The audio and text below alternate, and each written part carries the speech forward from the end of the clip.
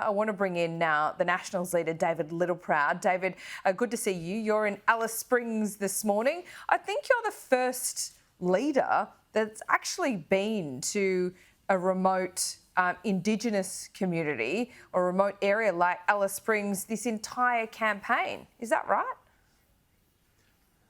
More than I can tell you, but Anthony Albanese hasn't set foot here for any longer than a couple of hours. The reality is this is an important part of the country. It's had significant problems.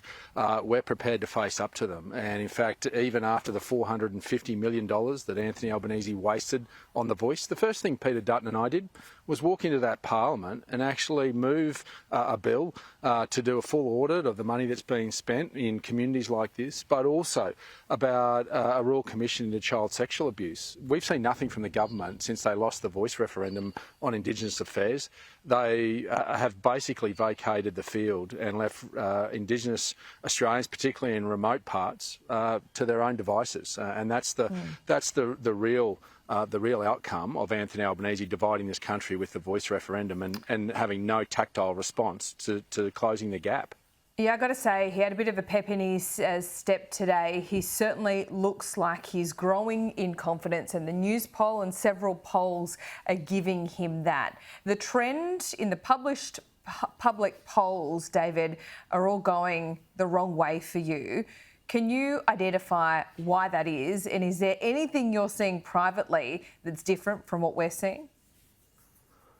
Well, we are. This is a hyper-local election. This isn't a 22 election. This is a 2019 election. And what we will see is coming down to cost of living. And what we haven't seen from the Prime Minister over the last 3 weeks of this campaign is actually talk about cost of living. He's had this desperate diversion onto a Mediscare campaign and this made-up figure of $600 billion for nuclear power plants that he's effectively paid extra salary to the people who came up with that fanciful number to divert from the attention of the fact that the cost of living crisis that Australians feel today has been predicated on his watch. It's the $275 that he couldn't deliver, and now will not utter the words about bringing energy prices down.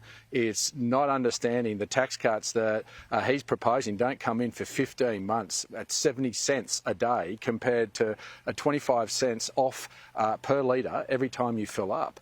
He's not talking about cost of living. He's not talking about that because he's created it and he's tried to run away from it. He's got a problem with the truth. This is a man that cannot be honest with the Australian people. And even when listening to that press conference, he couldn't be honest about the issues around Russia.